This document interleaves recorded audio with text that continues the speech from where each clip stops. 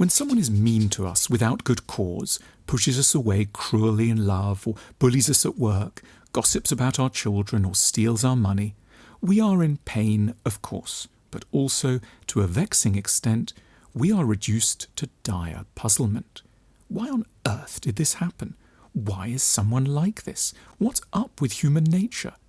The questions add a whole new layer of suffering. It's to assuage these haunting questions that we can turn to a simple-sounding dictum. All cruelty is in the end inherited.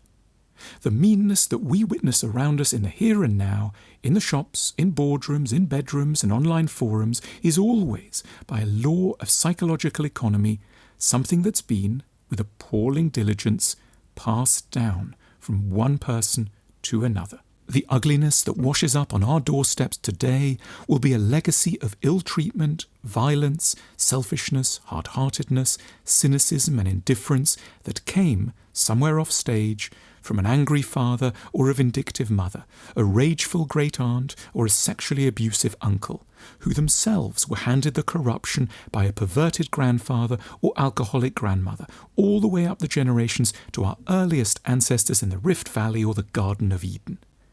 We can look out across our world for these complex chains of inheritance. One child is bullying another in the school corridors because someone has been mean to him back home. A friend opts not to step up to help someone because, at a key juncture, their mother remarried or their father disappeared from their lives. We may not be able to know exactly what happened to the person who is shouting at us in the shop or denigrating us to a colleague.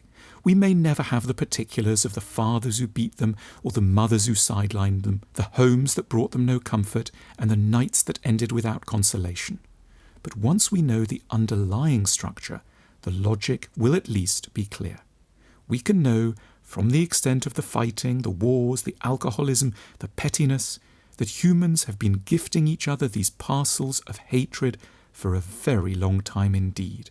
He took out his eye because someone took out his leg. She stole their land because someone made off with her heart.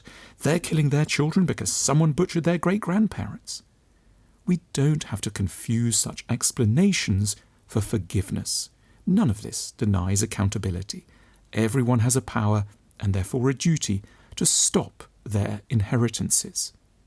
We can appreciate with new strength what an extraordinary achievement it is whenever a person who's been the recipient of cruelty is able, through imagination and moral discipline, not to hand on the agony to anyone else. When a young man who's been belittled by his father manages to be kind to his children. When a young woman who's been taunted by her father doesn't torment her suitors and one day turns into a patient and kind-hearted partner to a vulnerable man. We can appreciate anew what true alchemy it is to turn meanness into kindness, to have been the recipient of abuse and yet to say, "This stops with me," to use suffering as a furnace in which to generate love. This is the single largest opportunity any of us will ever have to change the course of history.